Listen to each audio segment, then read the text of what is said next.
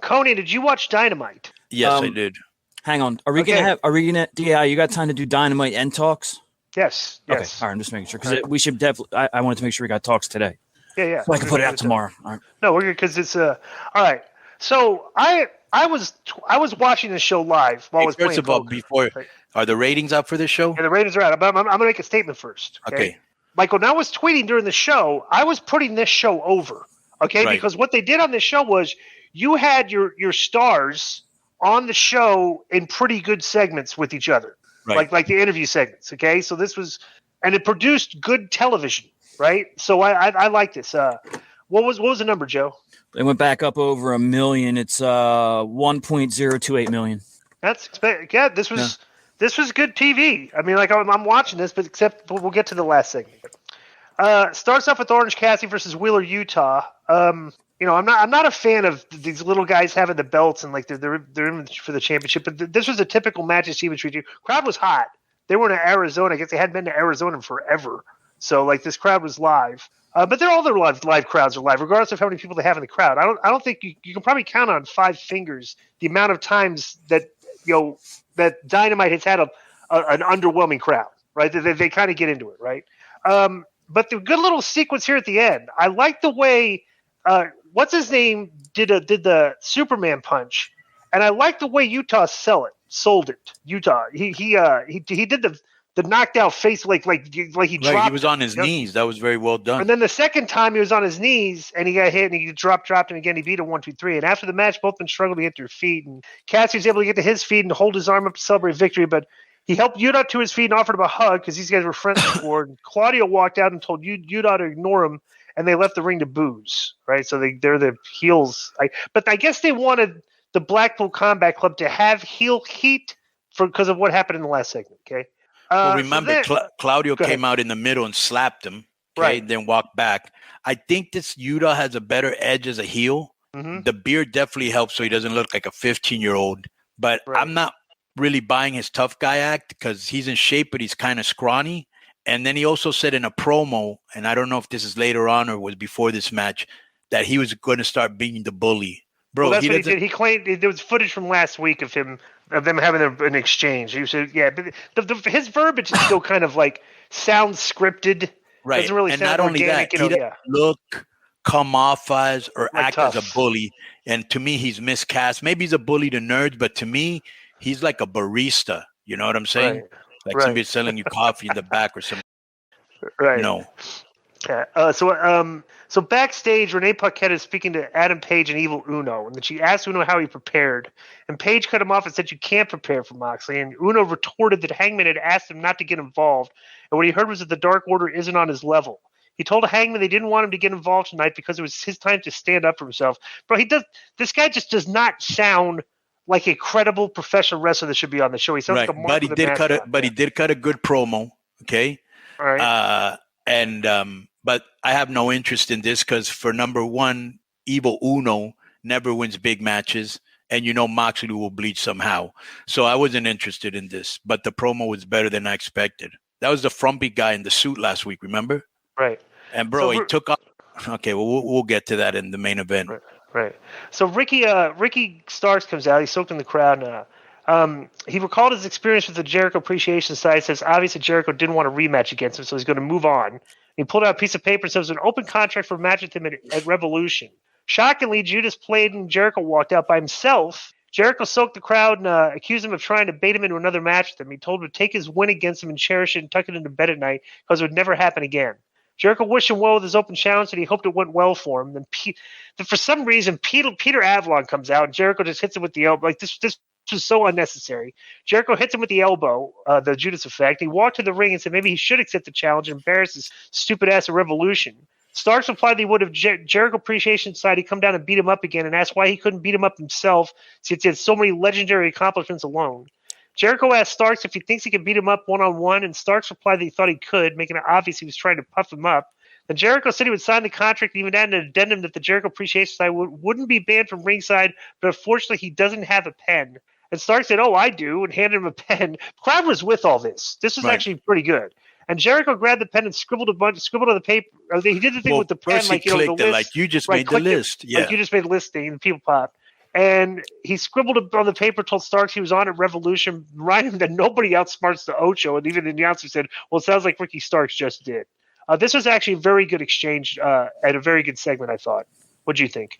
I don't know. I'm a little more critical on this because I think Ricky should be hitting MJF like home runs every time out. Jericho's a legend, doesn't need to give great promos every time out. This was good, but you can tell MJF spends a lot of time on his promos. And to me, if you aren't going MJF or Ricky Starks? You're saying MJF? MJF. Well, this was Jericho and Ricky Starks. I know, and I'm just making a comparison. Oh, comparison. Okay, right. Look at the promo MJF cut and the one he cut.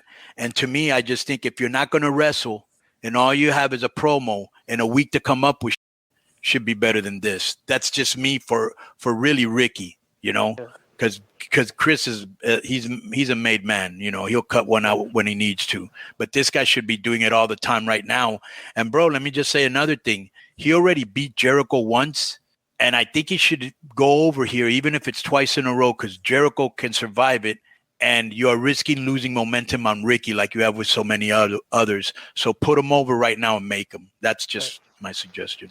So after the match, actually, I got this. So the next match is. Did you watch this show, Joe? I watched the end of it. So Lee Moriarty and Big Bill made their entrances with Stokely Hathaway. Then the Acclaim come out. And they told Bill he was soft. And told Lee Moriarty that his girlfriend likes it. So basically, they have a match, and of course, the Acclaim go over. But the Guns ran down during this and just watched. Delivered a distraction, but didn't touch anyone but Billy. And Big Bill got run in the ring sets by Cass on the floor. Moriarty landed a DDT on Bowens, but only got a 2 count. And he replied with the arrival and then tagged Cass for the mic drop, and the Acclaim went over. This was I don't know why this was there a storyline they had? I guess they had a video package that. I don't know. Why did they get a match here against it? Why I don't know. I think it was just a cold match to get a win. Yeah, they like having them on the show because they get a good pop, I guess. Right. So, Big Bill, what a lame name for a wrestler in 2023. Right. Yeah. So go ahead. And again, I asked this last week, got no answer. But when and why did Stokely become a black nationalist / Black Panther? Which actually is better than whatever he was doing before. Right. So next, so Tony Schiavone comes on the ramp to interview Christian. Jack Perry, Jungle Boy, attacks him from behind. Got some good heat on him. He's getting ready to give him like a concerto. And right before he does it, Cage nut shots him. Okay, and then Cage repeatedly slammed Perry's head into the chair and held out his arms in celebration. Then he lifted Perry's head up to reveal that he was bleeding, so he had blood already here, and then stood over him with his foot on his neck before the referees ran him off. This was good heat on Cage, and it helps the show when you have heat. So this was I like the fact that Christian got heat here. What did you think of this? Yeah, good heat. I think what Jungle Boy did, and as a babyface, you should try not do this, was he inadvertently buried himself for trying to be a nice guy, not hitting him with the chair shot. Once he got punched in the nuts by Christian, you got to be thinking, serves you right for not acting when you had the chance. You know what I'm saying? Right. So you shouldn't bury yourself. Yeah. But the good thing is having Christian back is going to improve the show overall. Just having him there, I think, his stuff's been really good. He's been missed. At least I've missed him. They had a video package for Samoa Joe, Wardlow, and Joe's been cutting some pretty good heel promos lately, so this was good mic work by him on this package. So then we do Saraya versus Sky Blue, and basically Saraya goes over in 5 minutes 11 seconds, and after the match, Tony Storm entered the ring, and they started to get heat on Blue, then Jamie Hayter ran down to make the save. But Saraya and Tony ran to ringside and grabbed some spray paint and covered up a Hayter sign at ringside. And as they ran up the ramp, Ruby Soho walked out and motioned for a title shot, and Hayter nodded along. This was kind of like a goofy mess at the end of the post-match, but, whatever. What did you think of this? The match was not good, not bad. Mm-hmm. At the beginning, I don't know if you know what a cazadora is, but for those of you that do know, Saraya didn't base Blue right for this. I actually rewound it, whatever the word is, to make sure, and they almost fell, and the arm drag off of it was sloppy, but good submission finish by Saraya. She doesn't look like a little girl anymore, that's for sure. For so long, she looked like a schoolgirl kind of. And I don't think, to me, spray painting someone on the back gets you heat nowadays. I mean, I think if you want to get heat, spray them in the face. You obviously got to close your eyes. It's hard to wash your back off. Or nice clothes that might get, Right. It's hard to wash your back off. So when you see them spray painting people in the back, you get that angers you. Yeah, it gives solar heat. I think if you're wearing like nice clothes and somebody spray paints you, that's heat. Yeah. And it looks like we're headed to a 3-way. I think it's called Revolution, a 3-way dance between this Soho, Hayter, and Soraya. So next is Justin Roberts welcomed Bryan Danielson to the ring for an interview, and basically he said it sounds like the crowd wants him to win the championship. He said do everything in his power to beat him. And he said he turned his attention to what MJF said last week. He said he tried to break the arm of his friend, took a bounty on him, and hospitalized his friend William Regal. MJF then walked out and said he might have all these schmucks twisted, but he knows who it really is. And he claimed that everyone he ever loved tossed him away until he met a girl that turned her life around. And he claimed he got on one knee to propose to her, and then she left him because he's unlovable. Said MJF said the only thing that has now is the BBB, and it's the only thing that stops him from grabbing a fistful of pills and calling it a day. That was I don't know about that line is necessary, but yeah, I've seen it. I've seen it criticized on Twitter and whatnot too. Yeah, well, that's not going to talk about suicide. It's, you should stay away from that. And when they see him, everybody loves him. They yell yes when he comes out. He said, worst of all, he has a family and 2 beautiful, healthy kids, and he takes it all for granted. Told Bryan he's had more concussions and head trauma than anyone in the history of the sport. And one time he was actually foaming in the mouth on the floor from seizures. So Bryan's body language of this change was really good. So MJF continues to say that every time he steps in the ring, he spits in his face because he takes everything for granted that he would kill for. He told Bryan that he's addicted to the spotlight and just as bad as his drug-addicted mentor, William Regal. And they attempted to address Bryan's kids, at which point Bryan said, if you better not or I'll kick your ass if you talk about his kids. And he looked in the camera and did it anyway. And he said he addressed Birdie and said he was going to beat her dad within an inch of his life and tear his arm from his socket. Then MJF continued and said he would rain blows on her dad and then give him a gift. And he got in the ring and said it was early onset CT, and before he could say E, Bryan punched him and they had a pull apart. Pretty decent pull apart. MJF rolled to the floor, and Bryan came out of nowhere and clobbered him while he was on the floor. And it was this is good heat because it was a good promo, but it was stuff kind of out of bounds on stuff you're not really supposed to say, but it worked here, obviously, because this created some good heat for the match, I thought. What do you think? Yeah, I think that, very, very good heat, very good delivery, emotion, just dedication to crap by MJF. He's the best right now to me. But anyways, I think that when Bryan Danielson said, if you talk about my kid again, I'm going to kick your ass. Mm-hmm. Bro, the guy was looking into the camera and he says, hey, I'm going to rip Dada's arm off and I'm going to beat Dada with it.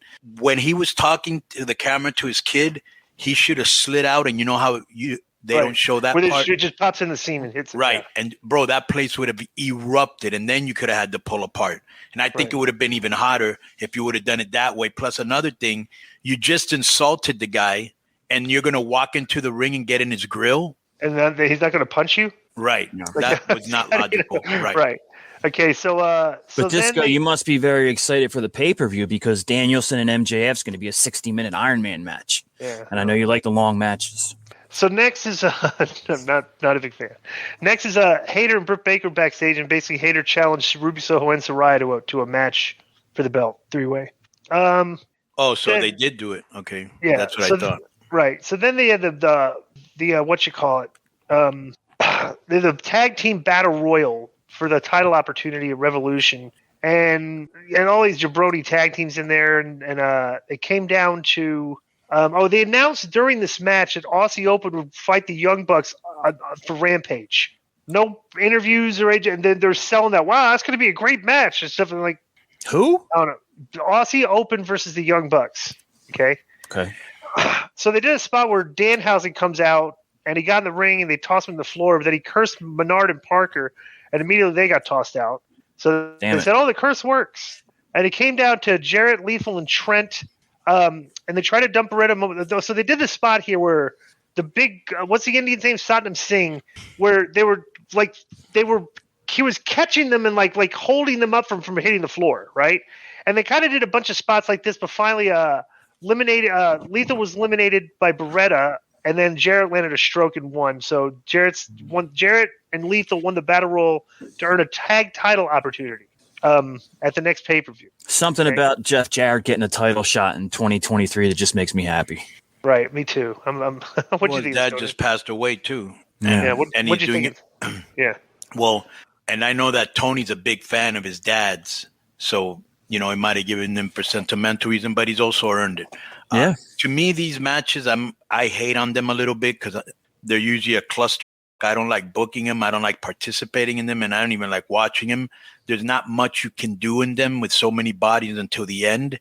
But it's a great visual, and if not overdone, which I think they do overdo it, it's okay. I didn't think Jarrett would be the last guy there. The only two things in the match that stood out to me was when Phoenix walked the rope, and then kicked Roosh in the face and off the apron. And also when Singh caught Jarrett and Lethal, and they're both going, whoa, whoa. And then he pushed him back on the apron. Yeah. That was cool. That's about it, Yeah. So next they go to a video package with the House of Black, and they challenge the what you call it, the Elite for the Trios Championship. So, bro, that's how they should do their promo packages. That was very well done. So next is backstage. Tony Khan was interviewed by Renee Paquette. He said he had a major announcement made by one of his wrestlers. Then brought in Adam Cole. Said there was a new 1-hour TV series upcoming March called AEW All Access, and it will follow Dynamite. It will follow the show. It'll feature more of the stories around the lives of AEW talent. And then Cole made a second announcement. Said he would make his in-ring debut on the same night of the premiere of the All Access show. So whatever. They're treating Adam Cole's comeback like a huge deal. Have you noticed this? Well, not just that, bro. I think the more important thing is, they've been pushing this announcement for a week, and it's almost like the semi-main event kind of. And then they say, okay, well, I'm not going to say anything. I'll have this guy say it. And you're thinking, wow, this might be big, and it isn't. I didn't think that was big news. Right. That's something that they could have put a graphic or a video package, but the bad thing is if you do enough of these, people aren't going to be interested anymore. You got to give good. If it's special, it better be big news. It's saying that this is like a reality show, right? Well, it's saying here in the announcement in Variety that it's unscripted, but then it also says it'll detail the lead up to major events and pay-per-views, and it'll explore rivalries and stuff. But I don't really understand it. Remember when TNA? The last thing this show needs is more content. Impact used to have a wrap-up show like that afterwards. I can't remember what they called it. But Bischoff and Hervey kind of produced it and everything, and it looked different, and it had the guys kind of cutting unscripted promos about each other, and it just was really good. Hopefully this is something like that. I can't remember what that was called, though. So then they had basically they had an interview with Jarrett, Lethal, and Dutton Singh, and the Gunn Brothers showed up and since they're all heels, they were trying to make nice before their match. So now we go to the main event, and the Bro Evil, he shouldn't be the main event. And I'm sorry, but dude, this guy he took his shirt off. He's so out of shape. I mean, I tweeted. Did you see what I tweeted, Konnan? No. I got a lot of heat for this tweet because I'm watching the show. Let me, I didn't realize okay, here's my tweet. Dynamite was a decent show with some strong segments until the main event. You can't put a fat wrestler in the last segment and have him bleed profusely all over the place and think that is how you draw viewers. Okay, so that's kind of promo on the kid, but I knew this would get tons of response. Of course, everybody and the dirt sheet sites picked up my quote and said I said they shouldn't be putting a fat wrestler in the main event. But I'm sorry, dude. Everybody visually saw it. That's an accurate description of what the guy's build, and he's been there for 3 years. It infuriates me sometimes that wrestlers literally don't embrace working out and dieting and will look like that and. You're going on TV, bro. That's a terrible look. Joe. Yes, sir. Go on his Twitter feed and give me some of the best comments that were thrown at him because I can see that riling people up. Of course, I retweeted a bunch of them. Yeah, I'm just gonna. I'm gonna go for the ones. Go over the retweets. I'm gonna go for the ones. Basically, Moxley. It's a short match. It was only 6 minutes, but he gave him a little bit. He gave him too much. Then he gets color on the guy, and the guy got a gusher. So the image of this mark. With no body, bleeding all over the place, and then you fought out and gave Moxley two power pile drivers, after he was getting annihilated, out of nowhere, whatever, and then but Moxley choked him out, and he pulled him in a rear naked choke, called for the bell. After the match, Moxley refused to release the hold, and the rest of Dark Order and the Blackpool Combat Club sort of ran down a brawl. And then Page came out and had some barbed wire wrapped around his fist. He attacked Moxley with it, and my Hulu cut away from that at the end. Like that was the last thing that they put. You watched Dynamite on Hulu? Yeah, watch Dynamite on Hulu. And so after, so let me tell you something. It ended with him punching him and rolling out of the ring. But I guess afterwards, and of course, Moxley was a bloody mess, which he always has to do. But Hangman, he comes up again the buckshot lariat, but then Moxley escaped from the ring and sat on the ramp as the show closed, bleeding. No, I didn't see that.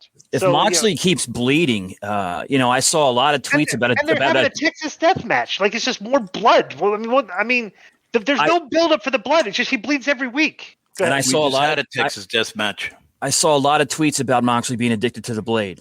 That's just what I saw out there. So just do that, please. I've actually sold 6 T-shirts since Dynamite, so that's a hot seller now.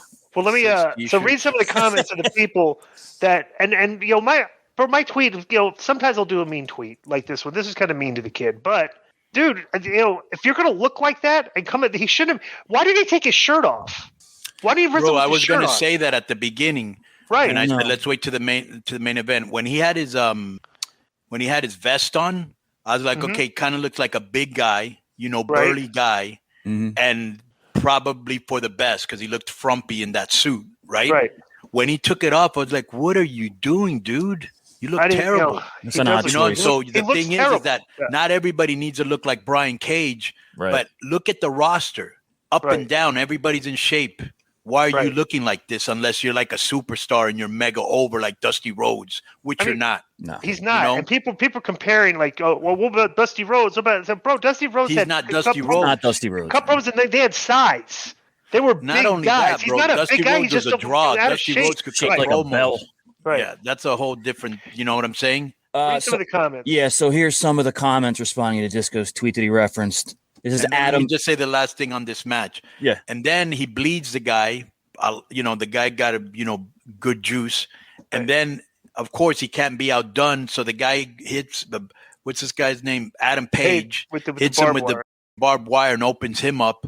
And now you took all the attention of the guy that you bled is now on you. You should have just left it there with him bleeding and you over him or you fighting with Page. No need to bleed here, bro. There was really absolutely no reason. Because you're having a Texas death match. Well, there's obviously going to be blood, so why are we – that's not even a selling point anymore. Right. Like a guy bleeds every week, and everybody's bleeding already. Right. You already have a rivalry with Paige. You both made each other bleed. It wasn't necessary, but, people are going to get tired of this, and it isn't going to be effective anymore. Yeah, people are already starting to make jokes about it. Moxley bleeding again, they're already kind of – they're not taking it serious. The wrestlers even say something. Yeah, Hangman Page, they would come out here kind of probably you might start bleeding or something. Right, that's great. Right. So I was like, I remember you said that a couple weeks ago. So go ahead, Joe. What are some of the responses? Well, this is Adam B. I'm glad I don't follow you. Not only were you a wrestler, but also clearly a person. Do the world a favor and be like Konnan and just shut up. Whatever that means. These are mean tweets, by the way. We'll call we're really hurt. This one, we're really hurt, Joe. From Ginger Jesus. This is such a bad take, man. Wrestling isn't what it used to be. You don't need a roid monkey-looking main eventing every show. Should we get off Twitter, Disco? They're going to bully you off? Should we get off Twitter? I'm being bullied by these people. Hey, yo, says it's always the has-beens and wannabes that have the worst wrestling opinions. You were barely relevant during your career. Young Chow, what's with the sudden fat shaming in wrestling from old heads as if guys like Andre the Giant, Vader, Big Show, etc. weren't beloved back in the day. MJ says, you aren't even on TV, homie. Please. Okay, but you just said Andre, and who were the other two? Vader and Big Show. That's who you're comparing this guy to? Yeah. Right. MJ says, you aren't even on TV, homie. Please get a hobby and stop body shaming wrestlers who clearly are bigger than you ever were. All right, so that's enough. That's enough. Yeah. But there's tons of them. If you want to go on my Twitter page, I retweeted most of the responses. But, dude, I'm like, don't sit there. If you're pretending that my description of that guy, he was a fat guy with – that's what it absolutely looked like. So if you're trying to say that's not what you're seeing with your own two eyes, I'm sorry, but as a mean tweet. But I'm just pointing out what everybody could plainly see. It was not a good look for the show. That's a visual for your main event angle, and it's like – bro, he should have wrestled. If you're going to bloody a guy up and wanted sympathy and wanted heat, he should have bloodied up Silver. That's the guy he should have been working. It would have been a better match. Silver could have gone a little bit competitive with him, but he's the smaller guy, and eventually at the end, he gets beat up. What do you think about that? Yeah, you don't even see Silver anymore, and he was way over with the fans. Why doesn't he wrestle like that? I don't know, bro. Same thing. Where's Lance Archer? Where's Vicky? Where's Miro? There's so many. Where was Jade Cargill? Why is she not on every show? Luchasaurus? Because Britt Baker's on every show. Where's Luchasaurus? Why isn't the champion on there? I don't know. Yeah, where's Luchasaurus? Is he hurt? I think he's hurt. I don't know, but like a go-home show for your pay-per-view, it's like there's a lot of stars that weren't on the show. Like Kenny Omega and the Young Bucks should be on every show no matter what. They weren't on this one. Well, they got a big match. Did you see the spot for their match they did on Friday in Rampage? No. Joe, I retweeted that too. Joe, do you have that spot, the basketball spot? I'll get it. Okay. Look at this, bro. This is ridiculous. Okay, so they were promoting the basketball. By the way, Rampage only did 287,000 viewers, but it was on at 7:00 at night because they had a lead-in. I guess the basketball All-Star game, yeah, All-Star game weekend, right? All-Star weekend, yeah.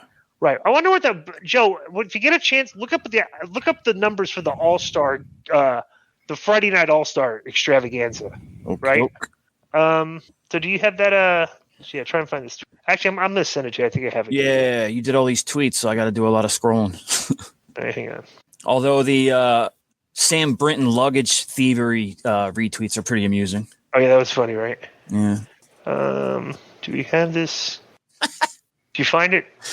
No, I just saw the guy that's tweeted, God, I'm sick to my stomach. I ever played as you in WCW versus NWO Revenge.